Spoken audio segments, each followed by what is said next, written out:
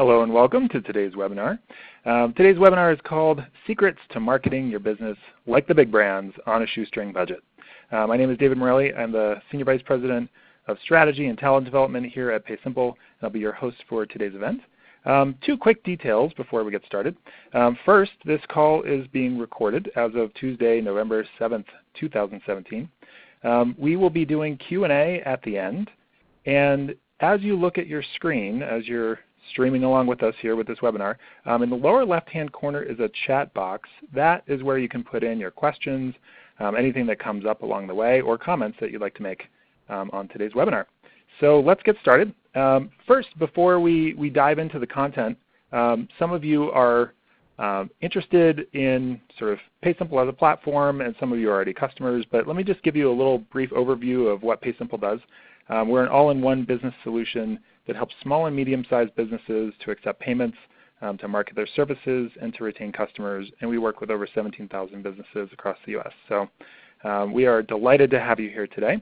And one of the things that we hear from our customers, which is the point of this webinar, we hear from them that they would love to start attracting new customers and keeping all of the sort of busyness at bay while they grow their business. And so and many of our customers are trying to attract customers to their businesses, but they have a very limited budget. So to help solve this challenge, we brought on Mike Kujanek, who is the founder and CEO of Magnitude Digital. It's a full-service digital marketing agency with offices all over the country, and he's going to teach us some practical marketing steps to help build the foundations for predictable revenue for your business. So Mike, let's get started. I would love to introduce you and then hear a little bit about your background and what we're going to be covering today.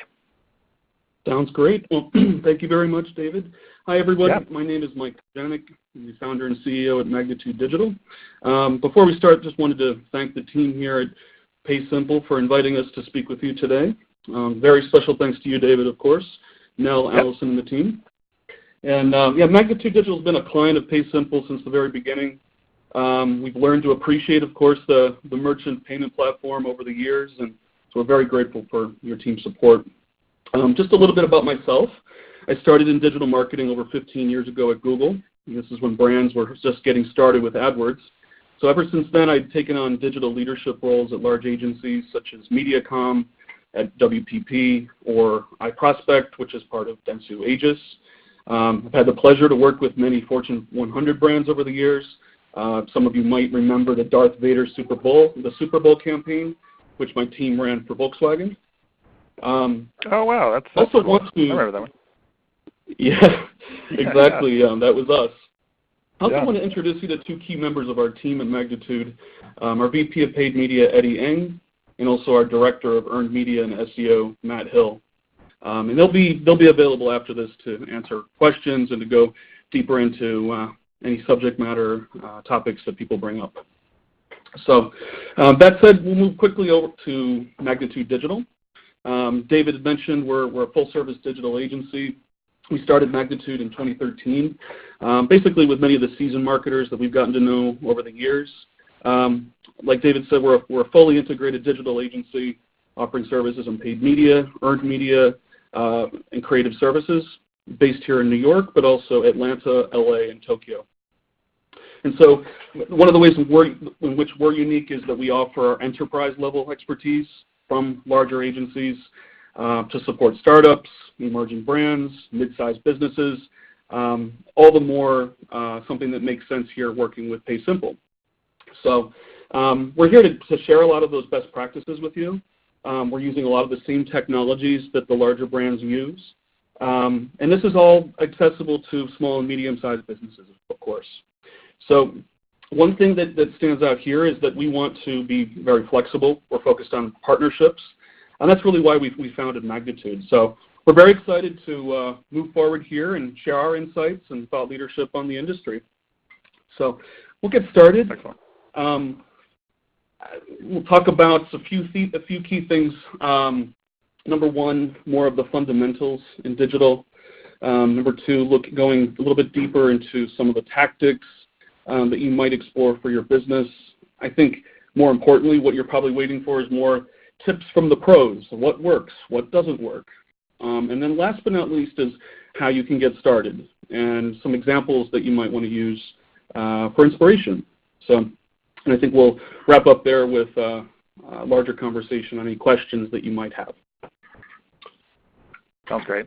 I'm really excited. I think having been a small business owner, I've built a couple businesses that reached over $1 million a year in revenue, and the only way you really reach those levels, and some of you are maybe not quite at that level and some of you are above that level, but the only way to really reach that level from my experience is to really know how to market your business. And so I couldn't be any more happy that we're having this conversation, because for people to really grow, I mean, it really does take a next level thinking in terms of marketing. So yeah, so let's dive into, I know we have the fundamentals and we have a poll coming up.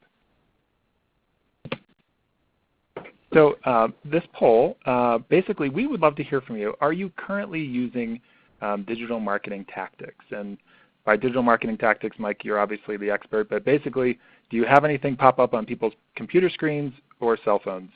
Would be another way of saying, do you already use digital marketing tactics? So if you would, go ahead and click on your screen to see, we'd love to see sort of where the whole group is at. And you'll see, after voting, you'll see sort of the mix that we have here on the phone. Okay. So as the responses are rolling in, it looks like, yeah, it looks like a little more than half are currently using strategies, and I imagine that those who aren't are eager to learn how to do it and how to do it well, and those who are already using techniques, I'm sure will be interested in how to upgrade their level of thinking around how to market their businesses successfully. So excellent. Yeah, when you're ready, let's take it to the next step. That's great to see. Okay, we have a lot of content here to go through, of course, so I would say here, if we move through something pretty quickly and you have a question, of course, David, Nell, and the team here, of course, can help field those, but anything that that you need more detail on, of course, feel free to reach out. I'm happy to help with any further questions that too. So digital's come a long way since the 90s, of course, since everyone had an AOL email address, of course, there've been fundamental changes here from what was Web 1.0, from the classic Yahoo homepage to 2.0 and then beyond. So we're now more mobile. We work across devices. We're more interactive. But that said, with that kind of technology comes expectations from consumers. They don't want to be just fed information. They don't want to go through a directory or so like back in the 90s. They want to contribute. They want to interact and have a conversation with you. And so that affects a lot of the decisions that we make as marketers, not to mention the channels and opportunities that businesses should invest in. Case in point here, if it says anything about the generational and monumental societal shift here, you have over 2 billion people as of last month that are part of the largest online community, Facebook, as we know it today. Or even the fact that 500 hours of content are uploaded to YouTube every second. Or even something as new as Snapchat has 158 years of content that's uploaded in one day. So that said, there's so much every day that that transects our lives here in digital. This illustration here in slide 8 really points that out, and the fact that in the last 10 years alone, we've gone from a few hundred tech companies in digital marketing, multi-million-dollar companies, that is, to over 5,000. And so this graph really is meant to overwhelm in a way, just to show there are so many options here for businesses these days. The question is, where do you start? What's the right fit for you? And there are so many different and unique opportunities here that work. It's not simply PPC and Google and call it a day. There's so many different solutions at different levels. So if we look at where brands are investing in digital, where trends are heading, and let's look towards 2018. What's important? What should you think about? Desktop is still relevant, as we can see. Desktop is still growing. Search is growing on both desktop and mobile. And in particular in mobile, where that hyper growth is still happening. It's pretty much equal growth between search and social. And video has been the one area with YouTube that's been a surprise to us, especially in the last year to 2 years. So, the big question is, how does this apply to you? I think we had a poll here, David. Yeah, absolutely. One of the things we'd love to know are, for those of you that are using the digital marketing channels, which digital marketing channels are you currently using? So search engine optimization stands for SEO. So that basically says, can they find you in a natural Google search, if you will? A paid search is, does something show up at the top of Google or some other engine? Paid social, meaning does it show up on, let's say, the right-hand side of Facebook? Email marketing, basically sending people messages that are sort of tailored to your business, asking them to take some kind of action or giving them content. Video marketing, you in front of the screen, and other. So I'd love to see what the group is talking about here. So a lot of people are using that sort of natural SEO and then email marketing campaigns. So this is pretty interesting. Mike, is it fairly typical of what you're used to seeing? Yeah. I mean, I'd say I actually thought that paid social might be a little bit higher on this. It all depends, of course, on the audience, but it's great to see, almost an equal footing in SEO and email. Email, of course, has been all along around for the last 25 years, but also video. It's also very I love to see that brands are embracing, who are attending here with online video. So that's really great to see. Yeah, excellent. Well, yeah, let's dive deeper. Okay, great. Well, we have a good understanding of the audience here, and I think everyone's skill set or level of experience. So we'll try to go over some of the things here a little bit quicker than others and focus on some of the others for value. So yeah, I mean, for those that may not be completely aware, we'll kind of go back to a little bit of theory, but basically how we think of digital is broken out by three different disciplines: owned media, earned media, and paid media. Some of them might be kind of obvious definitions here, but owned media is anything that you own and control. It's your site, your blog, social profiles. Earned media is anything that you get without payment. So think PR, SEO, content strategies, reviews. And paid media is really anything that you're paying for to gain presence. So that'll help to kind of focus our conversation here. So we'll go further into digital tactics. And we'll start here with earned media in particular and SEO. Specifically, SEO is really fundamental to your business. Obviously, most of you participating today are active in it, so you're already pretty well aware. But it's key to your online presence, your site's visibility across search engines. For us, the key things to think about are user persona or persona development, understanding who your customers are, and then letting that help to dictate what your key phrase strategy is or what your content strategy might be. But other areas to think about are also on-site optimization, technical SEO, for example. We have link building, which has always been a staple part of SEO, but not really as big in the last few years due to some algorithmic changes by Google. But the whole focus that they really want you to do is to hone in on content strategy, content development, to provide real value to the consumer, which goes to the core values of what Google has really set out to do and other engines essentially are copying. So we'll go on to talking about the kind of SEO, and how it compares to paid search. Maybe others are more familiar with PPC and paid search. But the fact is that what you need to know about SEO is that it's a long-term investment. You can't hire a contractor or an agency and think, oh, well, I'm going to realize my investment at least within, a month, let alone 3 months. It might be 6 months, 9, even a year until you actually start to realize your full potential and your investment on the program. So it's all going to depend on delayed gratification. Sorry, it sounds like SEO is like you got to put it in today and know that it will pay off later, rather than paid search, which is a little more immediate. Does that sound right? Yeah, exactly. And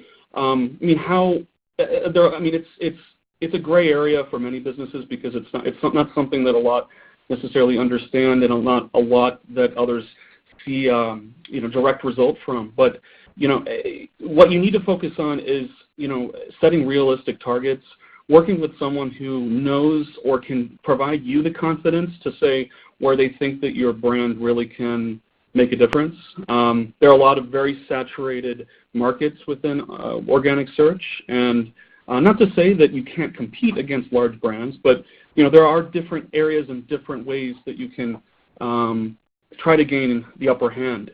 So I'll move along here quickly to fundamentals of SEO, but you want to think about the 3 C's of SEO: crawlability, content, and credibility. And if anything, you might even say in the last year or two that content is really what has become king.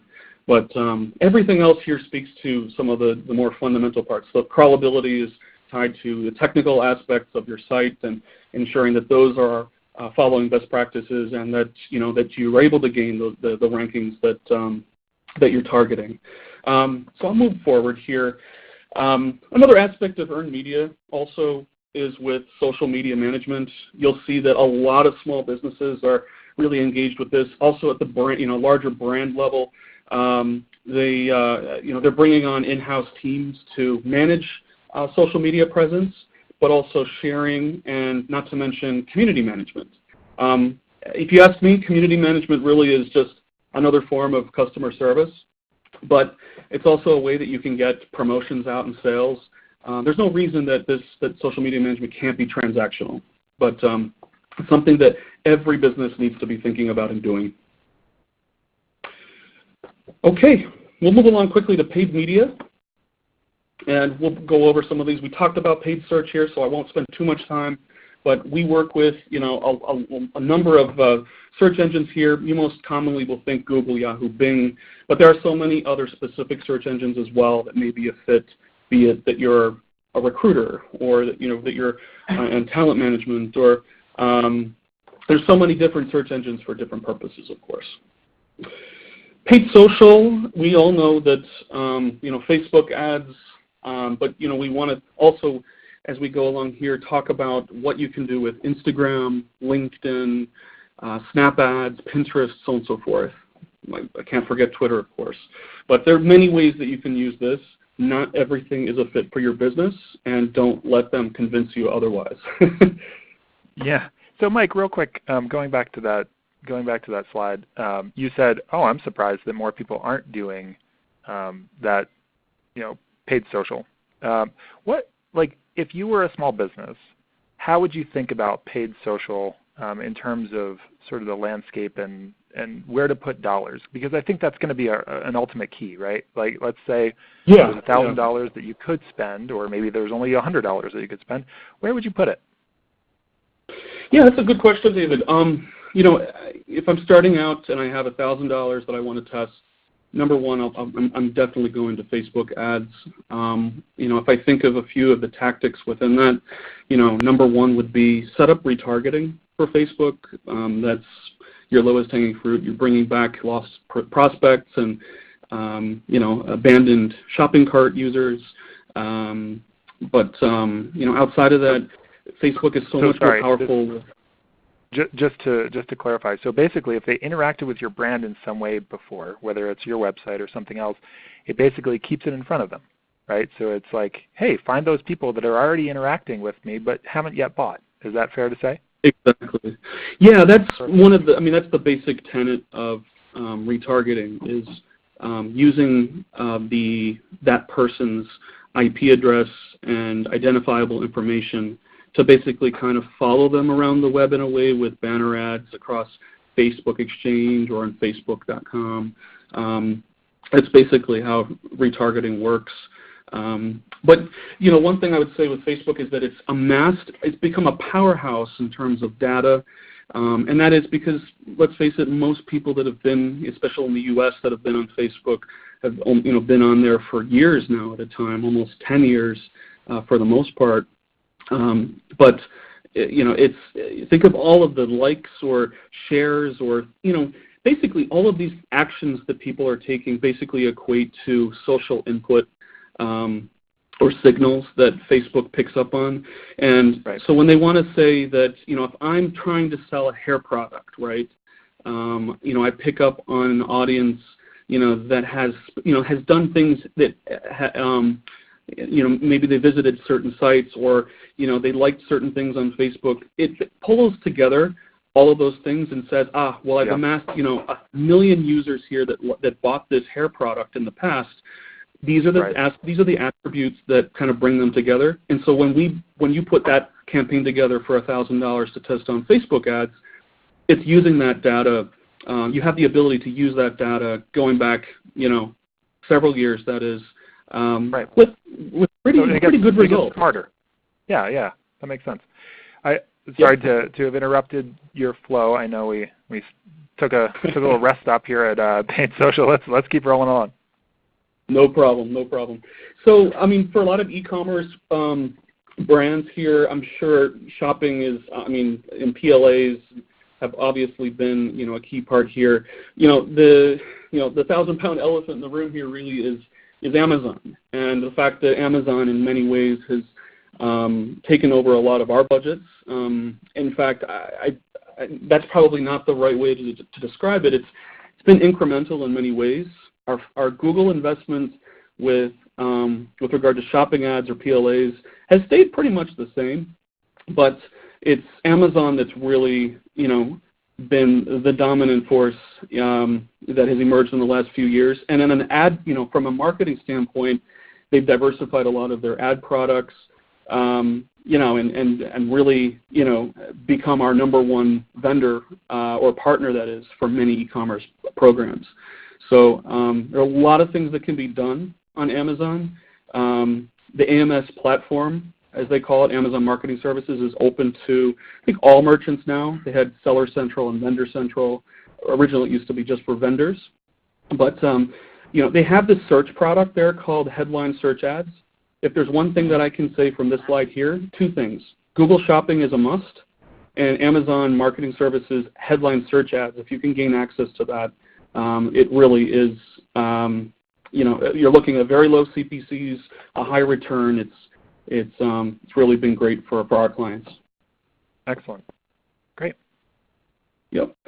We'll move on to mobile marketing real quick. Mobile marketing here really more speaks to a lot of the app marketers, but I'll also say that it speaks to experiences where we build unique landing pages for mobile.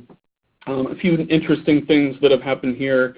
Apple Search Ads has replaced iAds over the last, I believe, in the last year and a half. But we've got a few brands, clients of ours, that have started to test that. It's very efficient, very low competition. But again, you need to have an app already in place, and it needs to play an important role as part of your acquisition strategy. So retargeting, we talked a little bit about that, but if you weren't sure on how it worked, there is an illustration here to kind of show you what we're talking about. But what you should know about retargeting is that this is not just about someone visiting your site and then serving a display ad, kind of following them around the web. Instead, we have several different opportunities across channels, multiple channels. So not only just display, but we do this with YouTube pretty successfully, actually. Facebook, obviously, we talked about that. Search retargeting is something with Google, RLSA, which can be they have a lot of unique and special tactics about that, which we think are cutting edge for our clients. We'll move on to online video. There are many ways that you can use YouTube. For us, the TrueView product is what does best. In particular, you want in-stream for search and in-stream maybe for display, but in-stream for search is what has been a major driver for us and for performance, that is. If you're actually looking to drive and capture a click to your site and a subsequent conversion, YouTube can work with a DR strategy. It's not the first tactic that we go after, but it's something incrementally that we definitely recommend. Gotcha. So YouTube as a value add, not necessarily as your primary, it sounds like. Yeah, exactly. And one thing would be, once you establish, that YouTube is performing in a certain area, be it for retargeting or be it that you're targeting an in-market audience that is essentially using third-party data to say, hey, I'm a hand raiser here and I want to buy a certain product. YouTube can work for that. If you do get to that level, there are other publishers like Amobi and Undertone who we work with to expand on scale. The last one here I included, because I don't think a lot of brands think about it, but acquisition email for us is one aspect, of course, of email marketing. You have CRM email, you have transactional email as well, and acquisition email is more something that maybe you thought went away with the end of Web 1.0 in the 1990s. But basically, it's buying opt-in data to target prospects. Again, these are all opt-in, legally obtained contacts. And we work with a few different publishers that do this. They work with pretty large brands. But basically, if you're trying to use email to introduce your product, your service, and get in front of a new audience, this has been very effective for us. And the great thing about acquisition email is that a lot of these publishers are more open to CPA campaigns, whereas your other media channels might be based more on a cost per click or CPM or so. Excellent. Hey, by the way, as we're rolling along here, I know we're transitioning between sections. So if you have questions, if you're streaming this or listening to this and you have questions, feel free to chat them in the lower left-hand corner of your screen. I know there's a lot of content here, and we would love to answer your questions. So make sure to use that chat box, and let's keep rolling. Excellent. Thanks, David. Right before we finish the tactics here, this was a section on owned media originally, but we wanted to focus this a little bit more on marketing automation. We really felt that this would provide value here for you guys and for the webinar, and that is CRM or email. And CRM email for us is using email automation with platforms like Salesforce, Pardot. We've seen tremendous performance results with our clients when an automation platform like Pardot or HubSpot are set up to send scheduled email follow-ups. You'd be surprised. There are a lot of brands that don't do that. But basically, what we're saying is, a lot of brands will set up an acquisition digital campaign, like on Facebook, Google, so on and so forth, and they think that's all that's needed to bring the lead to their to their inside sales team. But usually a lot of people fall through the cracks. A few days later, people are distracted, they drop off, they're not interested anymore. And so the CRM email helps to automate a lot of that follow-up and bring people through. So you can kind of see in the diagram here, there are some rules that you need to set up based on a scoring system. So if someone opens an email on the first receipt, well, they're interested. So they depending on, there are a lot of if-then statements as part of this, but as you can see, it takes a lot of the work away from your inside and in-house sales team to try to bring those people back. So the table that you see with performance before and after, which is a real live example of a client that started out with us, they spent $5,000. They had different varying statistics, as you can see here, in performance. But bottom line, at the end of the day, when it came to their acquisition cost per member, without automation, they were at $300 per member. With automation, they were able to drop that down to $67, which is incredible. That's really important. I mean, if I'm thinking about that as a business owner, the more that you can drive down how much it costs you to get a new customer in the door, who invariably will probably use you for one thing, but for many service-based businesses, they'll keep coming back for additional services as well. I mean, that's huge. So yeah, that's great. Yeah. So any of those things that you can keep pointing out, I think would be tremendous. Just wherever people can save money, because this is the shoestring budget call. Absolutely. Yeah. I mean, it's. I think a lot of brands shy away from this because of the fact that there's a high startup cost that scares a lot of brands away. I'll also put this out here. I don't think Salesforce is necessarily the best fit for small businesses. In fact, HubSpot might be a better partner just because of the fact they have better pricing and flexibility. But if you're a larger brand, an enterprise level, and you need the added support, Salesforce it really is the better fit. So I would definitely say that. Perfect. Okay.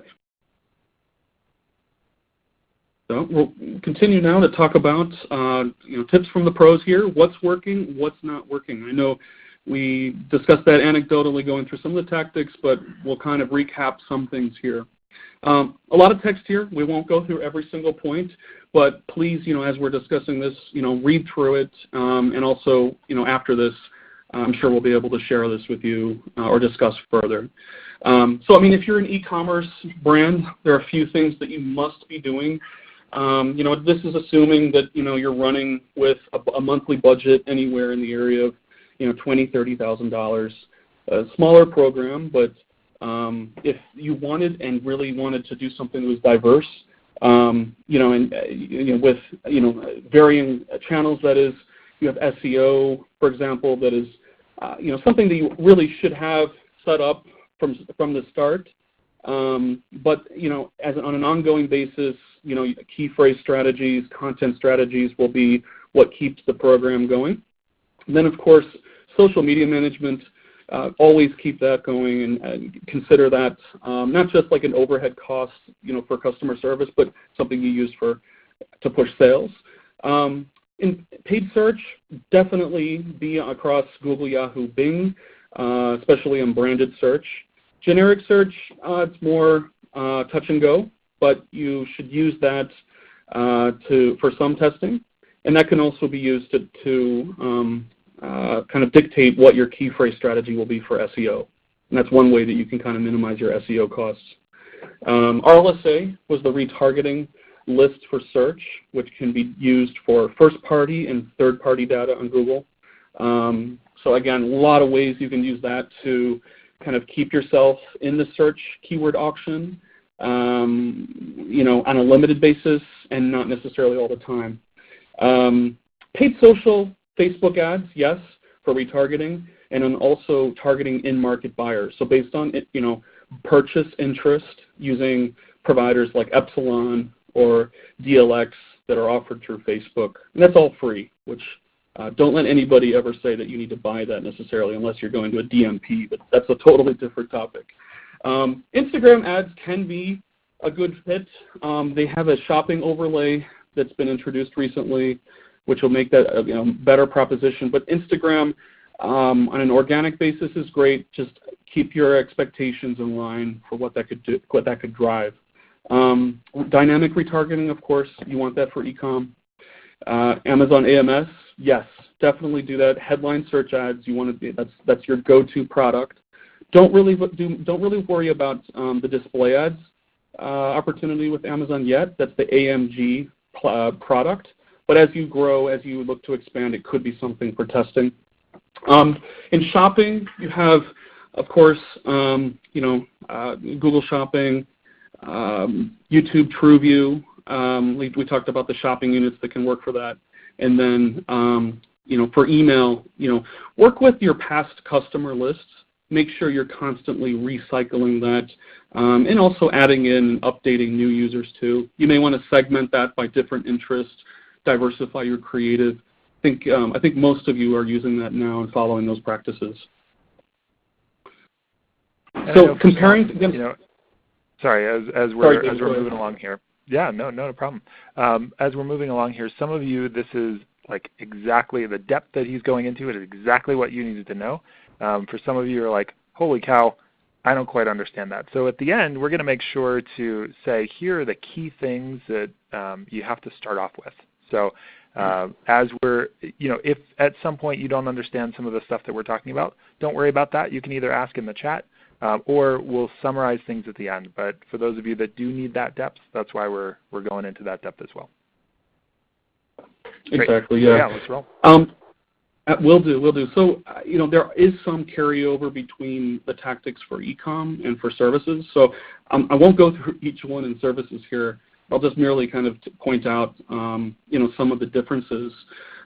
Within services, we thought that, so from the top down, the tactics are relatively similar, different purposes. For Facebook ads in particular, we love the fact that Facebook has evolved so many of their ad units. Lead ads, for example, is one form that, some brands are starting to pick up on. The one thing with lead ads is you want to try to tie the lead ad submission into your CRM if possible. It can be a very powerful tool in that case.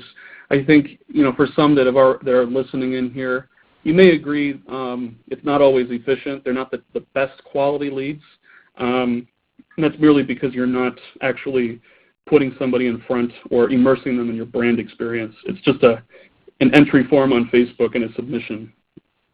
But outside of that, I think the other things for services that have been very effective for us are like native ads, for example. Outbrain has a lot of flexibility here to allow us to use some of our content-heavy landing pages. You're looking at CPCs between 10 and 20 cents. And so, Outbrain basically, for those that don't know, it kind of works on a two-step process. You basically bring people through from, say, like CNN or FoxNews.com with those ads that basically say that these other users or these users, readers were interested in this other content. And so you see some of that very kind of catchy, compelling, sometimes sensationalist ad copy there. But the idea is you bring people through to a content page, and on that content page you have links that all throughout the content to your landing to a transactional page. And so that 10-cent CPC really kind of turns into, say, $1.50 or $2. But Outbrain, all in all, for us, has almost always, been efficient, and there are great ways you can work with that.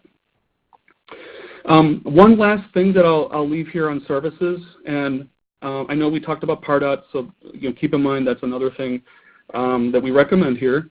But text messaging is something that we've started to pick up on a lot more in the last 2 years. And what I mean by that is for a mobile branded experience, especially for a campaign targeting younger individuals, millennials, you might say, instead of basically trying to push someone to provide 5 or 6 different points of information on a web form, instead you could actually use just one single form that says, please input your mobile phone number, and a customer service person will reach out to you by text, to discuss your interest. And so some brands now, even smaller brands, are using these outsourced text messaging services to kind of qualify people a little bit more. I think we can all agree here, generationally, we're going more towards the era of not, being confrontational, not calling somebody directly, or even not wanting to field a phone call, right?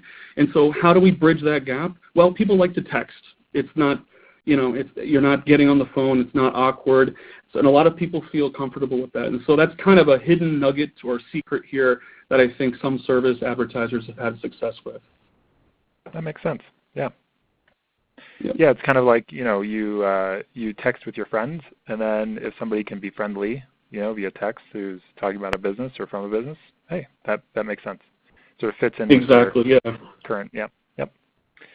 Great. Yeah, well, I know we only have 4 or 5 more minutes here for the presentation before we get into questions, but yeah, let's keep rolling. Okay, we'll try to go through this as fast as we can. This is probably one of the important or valuable things to know. Influencer marketing. I know that it's been the hot buzzword of the year. Big data was the buzzword of last year, of course. But I see a lot of questions fielded by smaller businesses about, well, what should I do about influencer marketing? Should I do this? Yes, I mean, if you find the right partner, yes, and you're able to structure a deal with that person to track, a specific, tracking link, dedicated link for that user, and can tie sales back to them. go for it. That makes sense.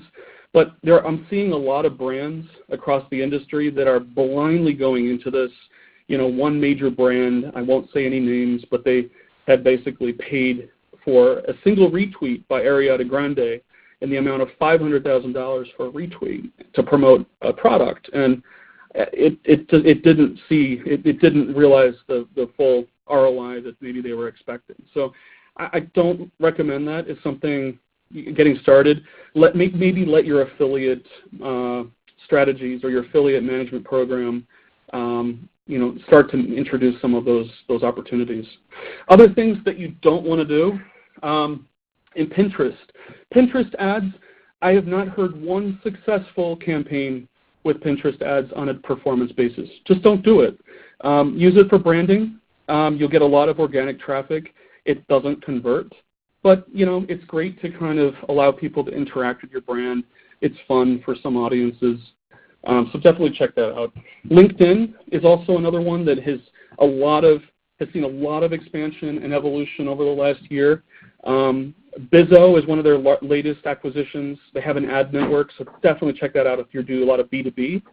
Snapchat, or Snap Ads, I should say, mostly branding, heavily skewed on female millennials. Don't look to it for something for performance, regardless what their minimums might be. And then other things to consider. Yahoo Search has been very difficult for us to work with, just given that they've had a lot of organizational issues, so support has been a major issue. But let it be known, there's a very efficient opportunity there, low CPCs if you're able to get into there and can run a campaign. So we'll move along to some of the other key things here. I know we have a few minutes, and we'd really love to be able to address your questions here and create more of a dialogue. Just things to think about. Section. By the way, I think this is the title of the slide and what we're going to go into. But basically, it's if I only had, this is what I'm imagining that everybody's thinking, right? If I only have one thing, if I was just to start with one thing, what would it be? And then if I was just to start with two things, what would those two things be? So that might sort of help lead you through this next section, or it might be just off the cuff. Sure, David. Yeah. I mean, if I'm starting out from scratch, I'm building a new site. Number one is have the lights on. Ensure that you're set up for success for SEO, but understand that any new site will not have any historical data or any insights to work off of from the past. So that's what a lot of SEOs look for. If you're giving a kind of an SEO a clean slate, there's only so much value that they can provide in the beginning. But as you go with more time, if you get insights from paid search, if you start to see the impact of content that you're publishing, you'll start to gather more valuable insight as you go. So number one is SEO. Okay. Make sure you're there. Number two, look into paid search as the next expansion. Number three would be set up retargeting, first on display and then across channels. Number four, paid social, Facebook ads. And then from there, I think you have your core. You'll figure out at that point, based on a conservative testing plan, where else to expand after that. That makes a lot of sense. Yeah. So basically, one, have a website that's optimized, right, and then drive people to that website, right, so that they can actually find your products and book services with you or pay for whatever things you're offering. And then people who do show up, it sounds like follow them around the web a little bit, remind them that you're there, instead of just a one-stop shop. They get to see you again, and then drive sort of the social engagement side, which makes a lot of sense, which takes people deeper into your brand, lets them know sort of what you're about and sort of who you are. Is that fair to say? Yeah, David, I think that summarizes that very well. Perfect. So I know we have a bunch of questions here as well. Right before we get into the questions, and by the way, this is incredibly valuable, and I want to say one other thing that I know that we're going to do, you have an opportunity for people to follow up with you to ask more questions, etc. So we're gonna let you know how to do that.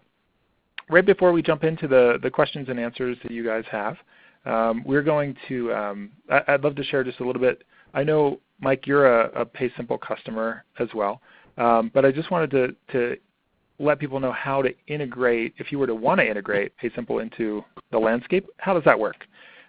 So essentially, if you're going to drive people to your website, you're going to want to have a way for them to pay you on the spot, right? Because the longer people delay between seeing you and getting to buy from you is the higher risk of loss of sale. So basically what sort of the payments aspect does and what PaySimple specializes in is essentially allows people to either sign up with a web payment form for one of your services, to build an online store for you, so you can really create the predictable revenue and the sort of capturing the opportunities of when people come. So actually, we have a free trial. If any of those of you who are interested, like, hey, I've got to check out this PaySimple thing because I want people to be able to pay me once they land on my website, or you can send them a form via email or whatever to have them pay right on the spot. We do have paysimple.com/free trial for a 14-day free trial, no commitments, no credit cards, meaning you don't have to put in a credit card or anything, just to get to experience what PaySimple is all about. So we'll start the question and answer here in just a second. Mike, anything you wanted to add? I know, again, you're a PaySimple customer. What are your thoughts on what the platform has done for you before we dive into the Q&A? Yeah, great question. So we've used PaySimple since the beginning. About half of our billables right now with credit card billing go through that. It's pretty intuitive. I used it in the beginning. Our controller took it over, and he's managing it now. So as far as invoice, control and management goes, very easy to use like that. With other reporting functions, things like that. The value is certainly there. So we've been very happy with it. And obviously we'll be around for a while. So cool, great. So again, if you want to check out the free trial, it's paysimple.com/free trial, 14 days. We are going on to the Q&A. So here was one of the questions, Mike. This was on the retargeting platforms. The question was, where were the two retargeting platforms that you talked about? One was Amobi, and then the other one was ... Yeah. So so that may have been. So Amobi was listed on the online video slide, and that's. So Amobi and Undertone are two other key publishers to consider if you're looking for additional reach outside of YouTube. There are minimums to know about that, but they're pretty easy to work with. Great. Here's another one. My business is being a publisher, selling out-of-home and inventory to national brands. The sales cycle is relatively long and relationship-driven. Might you have suggestions for business-to-business sales versus consumer sales? And does that include LinkedIn or what is the best practice around those for where to put your spending? And then will there be a discussion on CRM platforms was the other one. So any thoughts on being a business-to-business sort of vendor? Yeah. I think there are a few different questions there to kind of break down. But one would be yes for CRMs in the discussion here. We talked about using Salesforce and Salesforce Pardot for automation. We did think that is more, even from our own experience, more of a fit. For medium-sized to enterprise-level businesses, we're very encouraged by the recent changes by HubSpot over the last year. I think that it has addressed a lot of the concern in the HubSpot community with regards to technical issues and bugs that people had complained about and support issues. So, I definitely think HubSpot's worth considering, and check out some of the inbound conference content from this year as well if you'd like to see more on that. As far as CRM and B2B campaigns are concerned, the best practice always is to ensure that for any tracking links that you're using, that you're say using the respective campaign source IDs or publisher IDs, that is, that'll pass through with a web form or an order form, that is, on your site.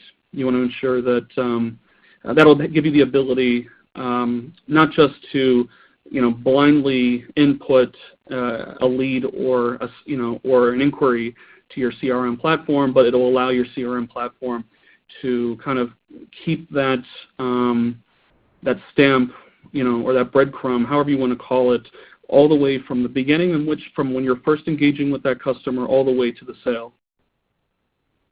Perfect. I think that's the highest level answer I could give right now. Yeah. No, that was good. Yeah, we definitely can tell that you know your stuff. Like, there is no question. Like, you could talk for days. I can just hear it. It's great. Here's another one. Yeah. How could you leverage Facebook to increase your presence? So essentially, the person says, I'm a service company that is only Googled when someone needs me. Right, so I imagine it's hey, I have this problem or whatever. How can I leverage Facebook to target customers who meet my target and may need my services? That's interesting. So I mean, I understand the pull and push kind of leanings here that you're thinking that perhaps only search is really a fit. The big thing that maybe that you're not doing right now that you could be is getting a better sense of the audience that you're building up on your site, current visitors. That's your what we call your first-party data. You can use that, of course, like we said, with retargeting across different channels, like on Facebook. But I think what you really need is audience discovery and expansion, which is a fancy way of saying to test lookalike modeling or similar audiences. So you can basically kind of copy, like we were talking about with the hair product example, pick up, the lookalike audience will kind of pick up on the traits and characteristics of your audience and try to find people that are similar with similar interests. And so that's been a great driver of growth for many brands we work with. Perfect. Excellent. Here's another one from Robert. He says, regarding SEO, how often do I publish new content? And then what is the link building? Okay. So I'd like to introduce real quick Matt Hill, who our Director of SEO and Earned Media. He'll speak to that real quick. Hi. Great question. I think content, when any brand wants to invest in content up front, it's always an exciting aspect because I think that's the hardest part, getting over the whole hurdle of content creation. I would say, frankly, just, the first thing you want to really focus on is creating a content calendar. How often you create content really just should revolve around particular promotions that you may be having, whether they be seasonal or events particular to your brand. Ideally, if a site is first starting out, some people say it's good to maybe create content every day. It really you want to get a feel for your audience and how they're engaging. A good way to test that would be maybe sharing some of that content on your social channels to see how much and how often they're engaging. But I'd say for a new site, I would say relatively often, once every couple of days, once a week. I really think that it's more important. As your site and your brand grows recognition, you could probably table off the content creation on a more steady basis. Got it. So kind of engage them is what I heard in all of that, and make sure you have a calendar to keep your sort of content flowing. We just, as one logistic, we would love to answer your questions. We are running out of time. However, here's the great part. Our team will reach out to you. If you post a question in the lower left-hand corner and we don't get to it today, we will give you answers. Our team will reach out to you. So make sure to put your questions in there. Here's another one, and it might be the last one. Is retargeting search or retargeting social typically more important to start as far as spending goes? Like where do your dollars best land? Retargeting search or retargeting social? That's a really good question. Retargeting for search, it does have limits on volume, so I would certainly caveat with that. I should clarify, both, are all limited to just how much first-party data that you have, and then secondly, the extent at which do you want to bid for higher placement, greater visibility across networks. Don't bid blindly, of course. You want to bid with regard to how you convert and what your back-end goal would be. But between search and social, search is probably it's a little bit more complex in its setup, but also in the ways that you kind of manipulate it and change the way you target audiences, first and third party. For social, the setup's a little bit more straightforward. I would break out social on different platforms like Facebook, Rail, Newsfeed, Instagram, Messenger, and so on and so forth. Break that all differently so you know by device, platform, and so on and so forth where you're going. Perfect. But it's about the same, I'd say. Okay. So here's the last thing, right? Each business, here's what I think. Each business has to answer the question, where do I start? Given my business, where do I go? And I know you have a great option for people to find you or to ask those questions, to spend some time with your team. It's a free consultation. If you would, just share a couple sentences about that, just so people can find you and find how to go deeper if they resonated with the content and basically want to know, how do I apply it to me? Yeah. Thanks, David. So, obviously, we only had an hour here, but I wanted to, extend an offer here, of course, to everybody who's attended. Whether you're with PaySimple or you're not, we're very happy to set up free consultations here. The team prepares, second opinions, free audits, however you want it to define that. But I would say, send us an email. You can send an email to info@magnitudedigital.com. Just mention the webinar. We'll be happy to set up time with you. And if taking a step further, if you think that Magnitude is a fit for you, we're happy to waive the setup in the beginning. So it's something that we're offering to everybody here. That's great. Awesome. Mike, you are just a veritable wealth of information. It's like, it's a little bit like, since Thanksgiving is coming up, it's like a veritable cornucopia of information. It's just like you can pick out anything and go deep on it. I just love it. So thank you so much for spending the time with us. It's great. For those of you who are already PaySimple customers, look for ways that you can integrate this information for driving people to where they can buy on the spot. If you're not a PaySimple customer and you want to check out what is this PaySimple thing also, go to paysimple.com/free trial or to paysimple.com/blog, and we have a lot of other content on there as well. For now, this is all we can pack into the hour that we have together, so thank you so much for being here with us and for investing your time and for growing your business. PaySimple really believes that small businesses are the future of the economy, and data supports that as well. It's the backbone of the economy as it is today. So thanks for all the great work that you do with people. And Mike, once again, thanks so much for sharing all the great content today. Thank you very much, David. Thank you, PaySimple. All right.